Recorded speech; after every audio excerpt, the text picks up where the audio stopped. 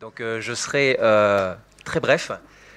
Pour vous dire que quand on m'a proposé de faire ce film, je ne connaissais rien au sujet de l'intégration des Roms en France. C'est donc tout naturellement que j'ai dit oui, que j'ai sauté sur l'occasion. Quand je vous dis que je connaissais rien au sujet, c'est pas tout à fait vrai parce que comme beaucoup d'entre vous, j'avais encore en mémoire le discours de Grenoble de Monsieur Sarkozy, puis par la suite certaines déclarations fracassantes de Monsieur Valls.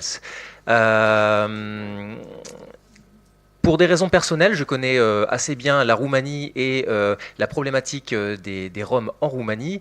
Et ce que je savais en revanche, c'est que les Roms n'ont pas vocation à retourner en Roumanie. Et la question était de savoir du coup quelle place leur faire en France. Alors quand on m'a parlé de l'expérience strasbourgeoise, j'ai trouvé ça extrêmement intéressant, une expérience de résorption de bidonville et d'intégration des Roms, extrêmement intéressant parce que cette expérience est emblématique afin de traiter plusieurs questions. Premièrement, comment est-ce qu'on lutte contre les idées reçues à l'égard des Roms?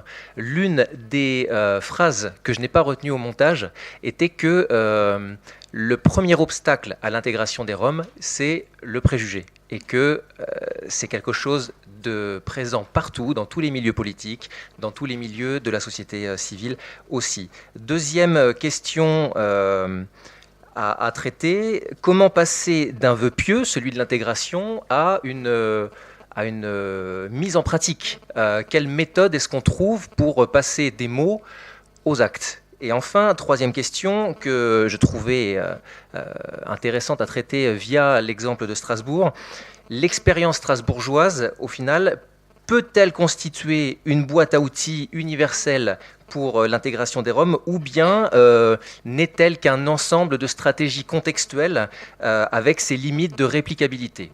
Voilà. La stratégie de ce film, vous le verrez, a été de mélanger les paroles des acteurs de terrain et des familles roms elles-mêmes, bien sûr, afin d'avoir un panel représentatif de cette expérience, mais il s'agit néanmoins d'un panel qui n'aurait pas été qui aurait été incomplet sans la voix de la société civile plus large, c'est-à-dire la vôtre. Je vous souhaite donc un très bon visionnage et suite à ça, un très bon débat. Merci.